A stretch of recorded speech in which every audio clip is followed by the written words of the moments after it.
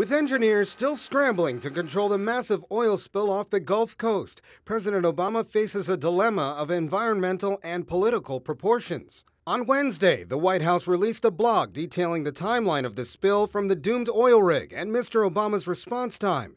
It's the White House's way of pushing back against claims that it responded too slowly to an oil spill that's gushing an estimated 200,000 gallons of oil a day. So far, only one leak has been capped. Offshore drilling is not as safe as the president has thought, and it is not nearly as safe as the Republicans and the conservatives and the oil companies pretend. The recent incident is also affecting the president's message over energy policy. Now, the Pentagon isn't seeking these alternative fuels just to protect our environment. At the end of April, he proposed offshore drilling as a way to wean the U.S. off of foreign oil. As the environmental impact of the spill is being weighed, environmentalists already warn an impending disaster.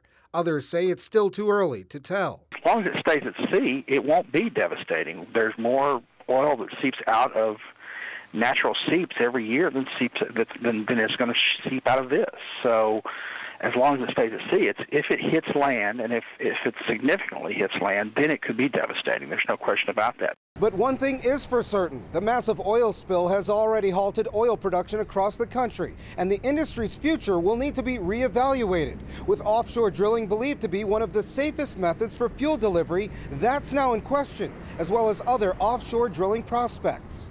The spill could also change the way the U.S. does business with oil companies. The White House wants BP to pay up to $10 billion in damages, a cost well over the $75 million it's legally obligated to pay. White House Press Secretary Robert Gibbs says the administration is working to put together legislation. He reiterated the government's intentions to get BP to pay all costs. Colin Campbell, Washington.